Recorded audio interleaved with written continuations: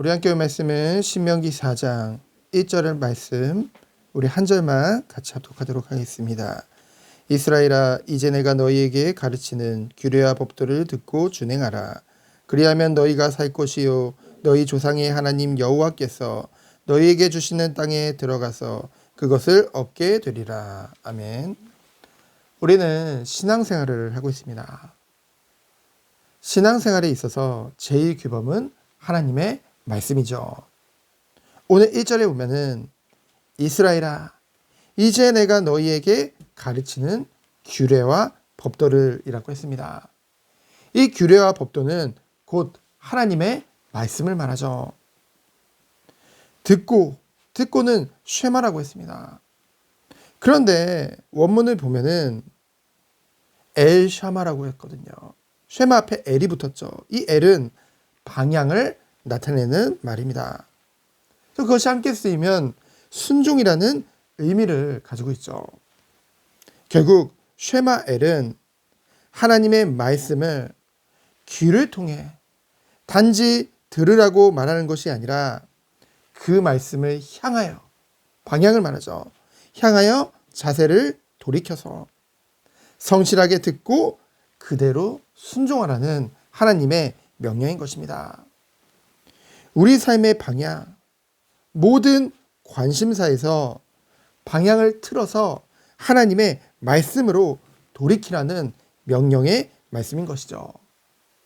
그래서 참된 신앙생활은 나의 모든 생각과 삶을 오직 하나님의 말씀으로 돌이켜 순종하는 데에서 시작되는 줄 믿습니다. 오늘날 많은 그리스도인들이 좋은 말씀, 좋은 설교, 좋은 교회를 찾아다니죠.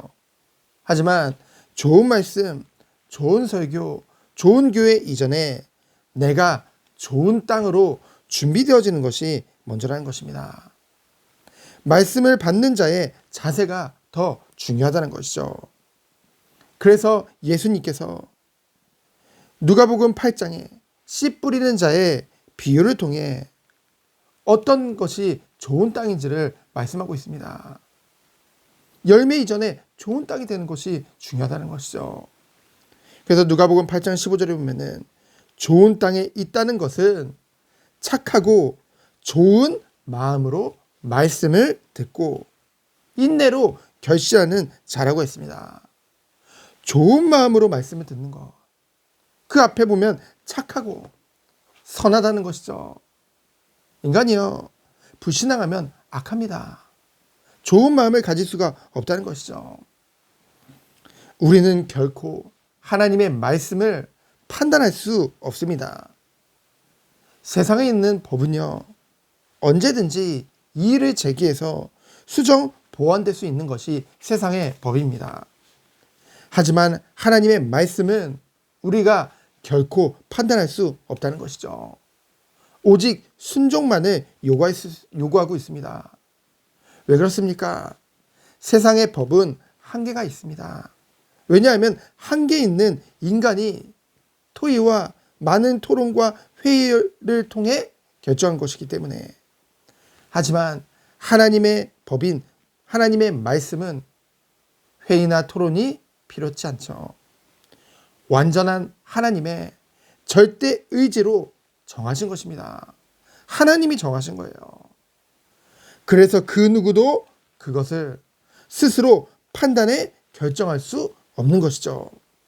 그래서 오늘 본문을 보면은 듣고 순종하여 준행하라 말씀하시는 것입니다.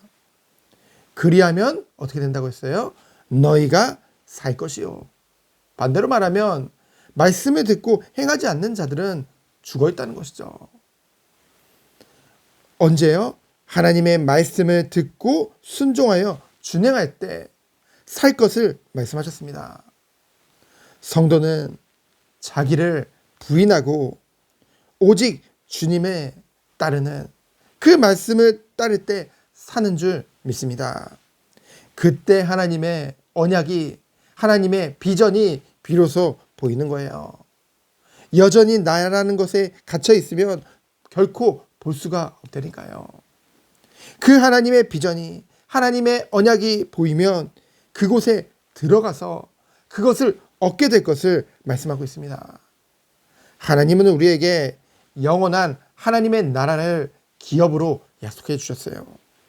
그 시작은 하나님의 나라를 상속하는 일은 말씀을 듣고 행하는 것에서 시작됨을 우리는 잊지 말아야 되겠죠.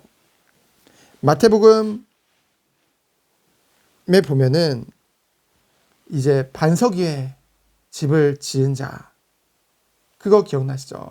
마태복음 7장 24절로 27절에 보면은 반석 위에 집을 지은 자는 누구라고 했습니까? 그 지혜로운 사람은 이 말씀을 듣고 행하는 자라고 했어요. 그렇다면은 모래 위에 지은 자는 어떤 자라고 했나요? 이 말씀을 듣고도 행하지 않는 자라고 했습니다. 우리는요, 매주 똑같이 말씀을 듣고 설교를 듣습니다. 우리는요, 귀로만 듣고 그냥 마음에 담고 끝낸다고 한다면 그것은 모래 위에 집을 지은 자와 같은 것이죠. 모든 것이 무너질 수밖에 없는 것입니다. 그래서 삶은 따로, 말씀은 따로, 그냥 예배 듣고 그냥 듣고 그냥 세상으로 돌아가면 그냥 세상 방법대로 살아가는 거예요. 그것은 모래 위에 집을 지은 것이죠. 우리는 어떻게 해야 되겠습니까?